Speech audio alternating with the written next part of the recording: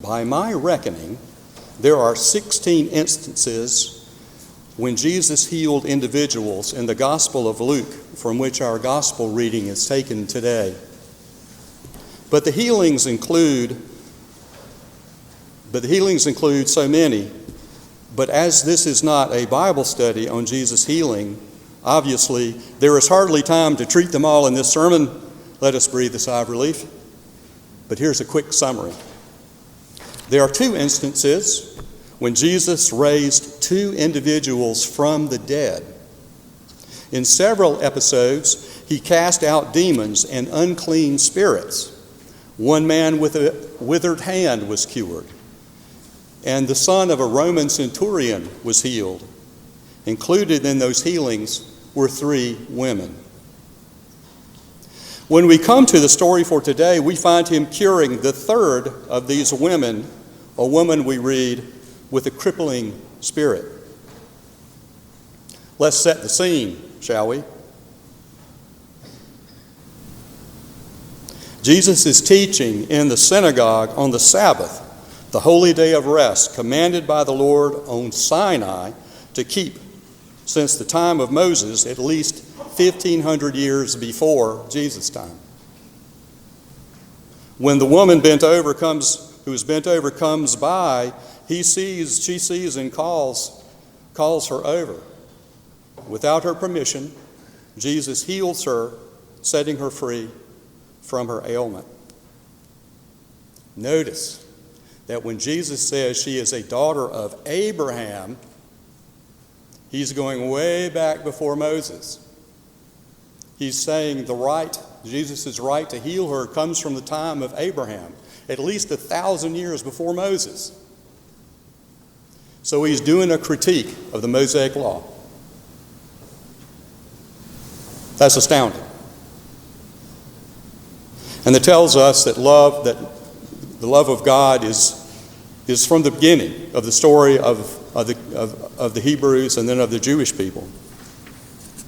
When a woman bent over comes by, he sees and calls her over. Notice that Jesus said she is a daughter of Abraham, and she was of more ancient pedigree than that of Moses. Let's take a closer look at the crippled woman, shall we? I imagine most doctors of today would diagnose her with osteoporosis. I think that's probably fair. I'm not a doctor, but I think that's probably fair. As such, she would be looking only down at the ground ahead of her and her feet as she shuffled along.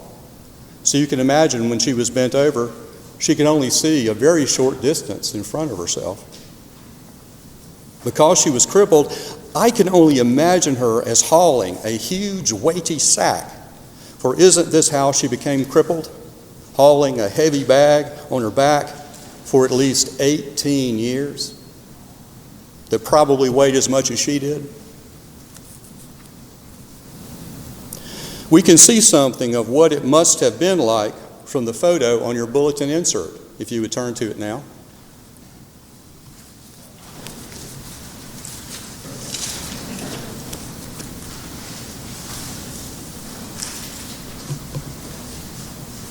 This is a modern image of what I believe the same situation would be for the crippled woman.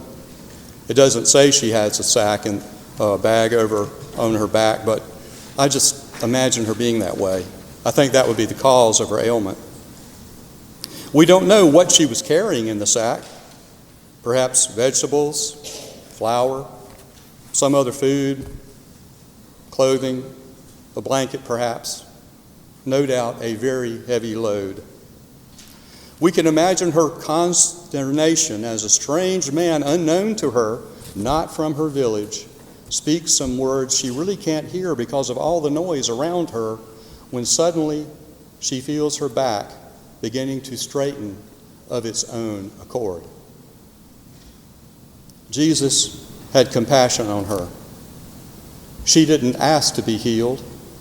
She was without doubt astounded, and we can imagine the heavy bag she was carrying fall to earth as she raised her hands to God in joyful thanksgiving and praise. I wonder, let us use our imagination for a minute or so, if you will. I invite you to close your eyes if you wish, and let's imagine the setting, but with a difference. Let us use our senses to enter the scene where the crippled woman was walking. Imagine, if you will, looking at the world through her eyes with that sack on your back that perhaps weighed as much as you do. Let's become, using our senses to become one with the action of the story. So we can see only the ground no more than 10 feet ahead. We smell the stifling odors and the calling of children to each other in the street. And most of all, we feel the continuous pain from our ruined backbones, hauling the same amount as our weight. We are in pain, physical pain, but it is also a spiritual pain that is also with us, is it not? Now I ask you to continue with your imagining. I now ask you, what are the spiritual things on your back in a sack that make it so heavy for you? Is there loss in the bag? A sense of abandonment? Is there abuse, physical, sexual, and emotional? Is there ill health and the sense of the futility that comes with it? Is it worry for the child that has cut him or herself off? Is it perhaps the child that died too young, or the father or the mother that weigh us down, that we carry around with us? Thank you for imagining that with me. What if there was someone or something who could help you take those heavy and harmful things out of your bag to reduce your gross spiritual pain? What if there was something and someone to release those heavy and awful things that we carry around with us? I think everybody carries something around with us. They call it baggage lots of times. What would you, I ask, like to take out of your bag, the sack that is on your back, so that you may live more fully and joyfully and freely as Christ intended you to live? Take a moment, if you will, to identify one of those things that is a burden on your heart, as they say, or one other thing that causes you to not be as free as you'd like to be. What would that thing be? And how is it that there is someone who can cause us to straighten our backs, to stand up straight, as the lesson says, to claim our dignity as full human beings? And isn't that what we become when we drop that bag? And are we not free from the things that trouble us, that cause us to wake up in the middle of the night with bad dreams? What if there was someone who, by simply reaching out, could tell you to drop the bag? Drop the bag. You don't have to carry it.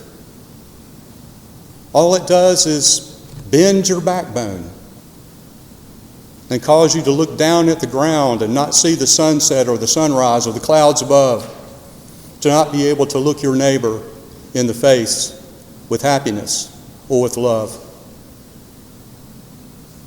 I'm told that Christ can do that.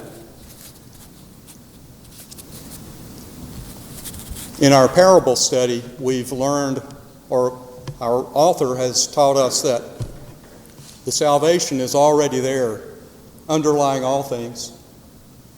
That even before Abraham was, God was, working his will, loving creation, and loving that daughter of Abraham.